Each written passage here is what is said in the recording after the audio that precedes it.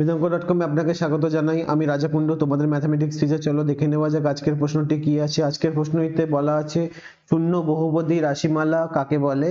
শূন্য বহুপদী রাশিমালার মাত্রা কত। একটি শূন্য বহুপদী রাশিমালার উল্লেখ করো। শুরু করছি। প্রথমে উত্তরের সংজ্ঞাটা লিখে দেখাচ্ছি। শূন্য বহুপদী রাশিমালা কাকে বলে, প্রথমে লিখব সংজ্ঞা। শূন্য বহুপদী রাশিমালা কাকে বলে। শূন্য মানে বাংলায় লিখে দিচ্ছি শূন্য। শূন্য যে সংখ্যাটা, এই সংখ্যাকে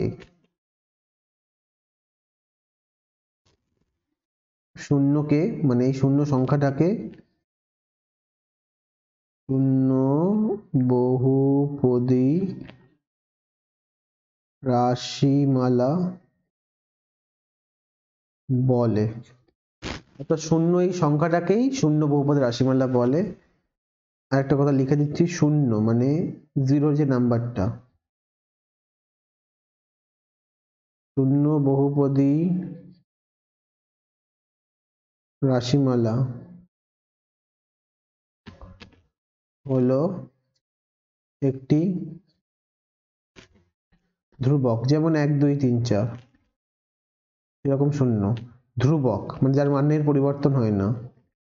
বহুপদী শূন্য বহুপদী রাশিমালা হলো একটি ধ্রুবক বহুপদী রাশিমালা, অর্থাৎ যার মানের কোনোদিনও পরিবর্তন হবে না। ঠিক আছে, সংজ্ঞাটা পুরোপুরি বোঝানো হয়ে গেল। এরপরে বলা আছে শূন্য বহুপদী রাশিমালার মাত্রা কত। সেটা লিখে দিচ্ছি শূন্য, বাংলায় লিখে দিচ্ছি শূন্য বহুপদী রাশিমালার মাত্রা।